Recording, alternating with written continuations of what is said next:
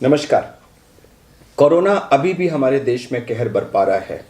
Vaccination सबसे effective तरीका है इसकी ट्रांसमिशन साइकिल को रोकने का, लेकिन देश में अभी भी लोगों में वैक्सीनेशन को लेकर तरह तरह की भ्रांतियां हैं। हम इस वीडियो में उन भ्रांतियों को एक एक करके एड्रेस करेंगे। अगर हम सारे सवालों को देखें तो उनको एक तीन मोटे मोटे ग्रुप्स में बांटा जा सकता है। एक, कौन वैक्सीन लगवाए और ना लगवाए, कौन सी लगवाए, कब लगवाए, इत्यादि इत्यादि। दूसरा, कोविड होना और वैक्सीनेशन उनका आपस में क्या रिश्ता है। और तीसरा, क्या विदेशी वैक्सीन्स के लिए इंतजार करना बेटर है। तो जल्दी जल्दी तीनों सवालों को एड्रेस करते हैं। पहला, कौन वैक्सीन लगवाए और कौन ना लगवाए। तो इसमें हम कौन ना लगवाए को पहले एड्रेस करते हैं। आज 15 मई को भारत सरकार की जो गाइडलाइंस हैं उसके अनुसार 18 साल से कम उम्र के बच्चे, गर्भवती महिलाएं और वो महिलाएं जो अपने शिशुओं को दूध पिला रही हैं यानी लैक्टेटिंग मदर्स, इन तीन ग्रुप्स को अभी वैक्सीन लगाने की एडवाइस नहीं है। इनको छोड़कर सभी लोग वैक्सीन लगवा सकते हैं। ये तो हुआ कौन ना लगवाए। अब कौन लगवाए। हमें अक्सर सुनने को मिलता है कि सर हमको डायबिटीज़ है, हाइपरटेंशन है, हार्ट डिजीज़ है, सीओपीडी है, ट्यूबरकुलोसिस है, हमारा पहले कोई लंग का, ब्रेन का, नेक का, पेट का, गायनी का, ऑर्थोपेडिक्स का, शरीर में कहीं भी कोई ऑपरेशन हो चुका है, या हमें लिवर की, लंग की, किडनी की, जोड़ों की, गठिया की, वगैरह वगैरह वगैरह कोई बीमारी है, पास्ट में कैंसर हो चुका है, ऑपरेशन हो चुका है, कीमोथेरेपी मिल चुकी है, हम स्टीरॉइड्स पे हैं, हमें तरह तरह की और बीमारियां हैं, वगैरह वगैरह वगैरह, मिर्गी का दौरा पड़ता है, बहुत लंबी लिस्ट है बीमारियों की जो लोगों को होती है। तो इन सारी लंबी लिस्ट का एक आंसर है कि आप सब लोग वैक्सीन लगवा सकते हैं। और एक्चुअली वैक्सीन का फायदा बाकी लोगों के मुकाबले आपको ज्यादा होगा, क्योंकि इनमें बहुत सारी ऐसी बीमारियां हैं जो कोविड की उन कोमॉर्बिडिटीज में आती हैं जिनके होने पर कोविड होने का खतरा और कोविड से मृत्यु होने का खतरा ज्यादा होता है। तो ये लोग अगर वैक्सीन लगवाएंगे तो उनको तो फायदा बाकी जनसंख्या से ज्यादा होगा। बहुत अक्सर सवाल पूछा जाता है कि स्टेंट पड़ा हुआ है हार्ट में, हम ब्लड थिनर्स पे हैं, क्या हम वैक्सीन लगवा सकते हैं। पुनः आंसर है कि यस, आप वैक्सीन लगवा सकते हैं। केवल एक कैटेगरी है जो एंटी कोएगुलेंट्स होते हैं, जिनके हार्ट वेल्व वगैरह होते हैं, और वो दूसरी तरह की एंटी कोएगुलेंट्स। ब्लड थिनर्स एक अलग चीज है, एंटी कोएगुलेंट्स अलग चीज है। एंटी कोएगुलेंट्स वाले लोग ना लगवाएं, उनको उसकी डोज मॉडिफाई करनी होती है। और एक बीमारी है हीमोफीलिया, वो लोग भी डॉक्टर की सलाह लें, उनको अपनी डोज वगैरह एडजस्ट करनी होती है। इनको छोड़ के बाकी सब लोग लगवा सकते हैं। हाँ, अगर आपको करेंटली कोविड है या कोई भी दूसरा एक्टिव फिब्राइल इलनेस है तो उस समय इन्फेक्शन ये वैक्सीन ना लगवाएं, आपको कम से कम 1 महीने का इंतजार करके उसके बाद लगवाना चाहिए।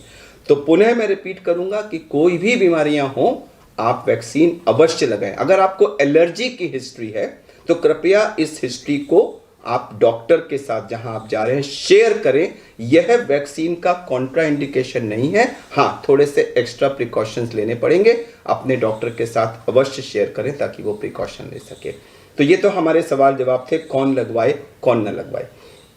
दूसरा बिंदु आता है कोविड इन्फेक्शन और वैक्सीनेशन। मुझे पास्ट में कोविड इन्फेक्शन हो चुका है, मैं वैक्सीन लगवाऊं या ना लगवाऊं। देखिए, कोविड इन्फेक्शन होने से बॉडी में एंटीबॉडीज बनती हैं और वो अभी एविडेंस के हिसाब से कम 3 से 6 महीने तक रहती हैं, लेकिन जरूरी नहीं है कि हर एक के बॉडी में बने, समुचित मात्रा में बने, और वो कितने समय तक लास्ट करें इसके बारे में अभी भी फाइनल आंसर नहीं है।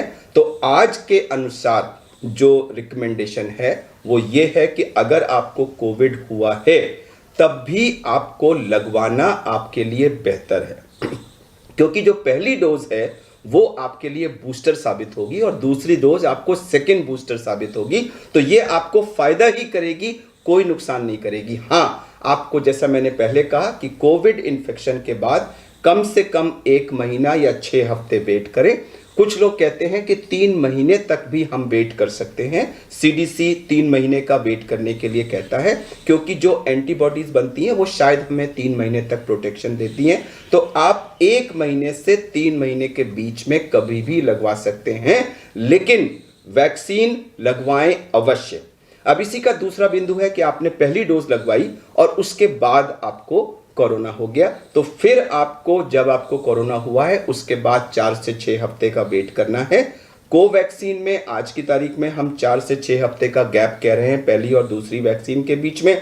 तो हो सकता है उसका वजह से आपकी दूसरी डोज थोड़ी सी डिले हो जाए, कोई बात नहीं, उसको लगवाना अवश्य है।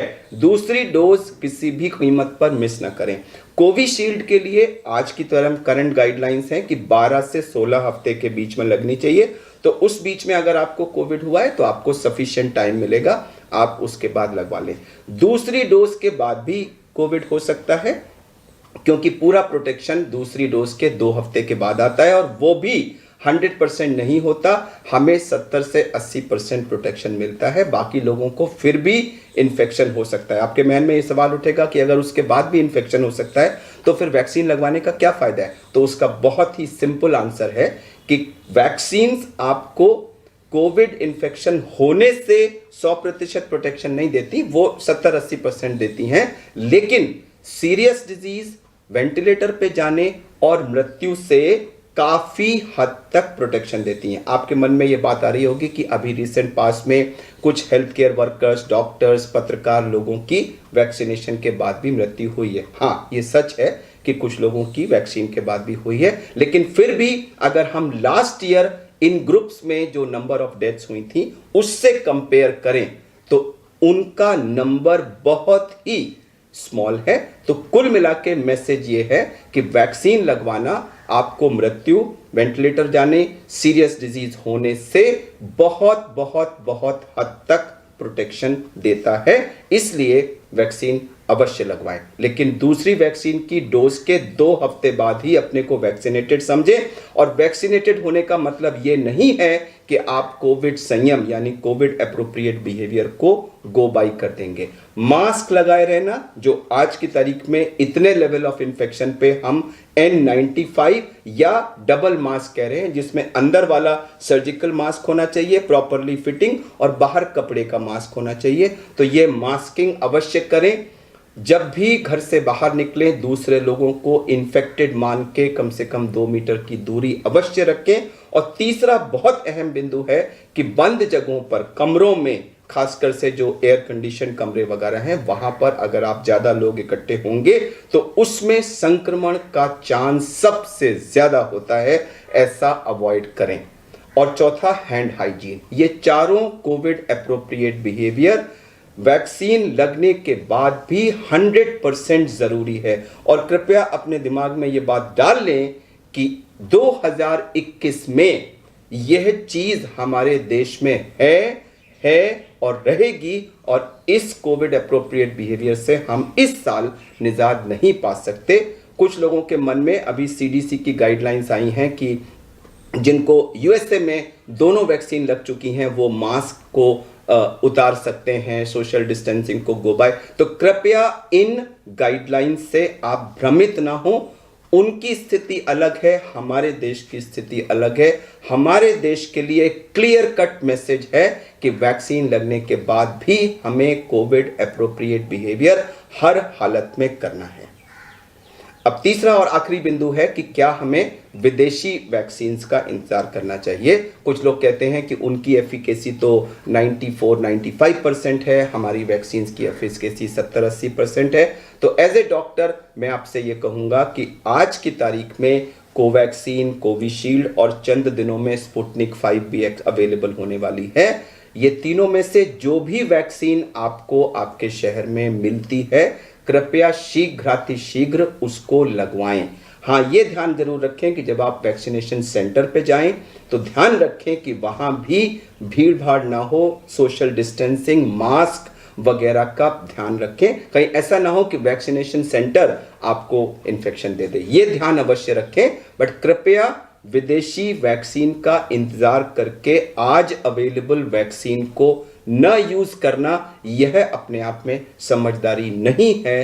कृपया ऐसा ना करें। अंत में मैं आप सबसे विनम्र निवेदन करूंगा कि वैक्सीनेशन कोविड की ट्रांसमिशन साइकिल को रोकने का सबसे इफेक्टिव तरीका है।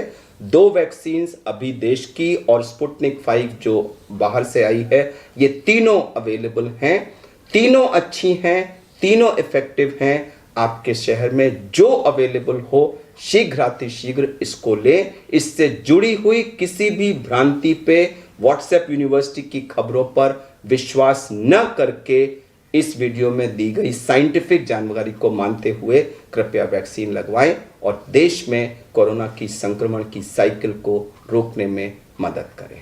धन्यवाद।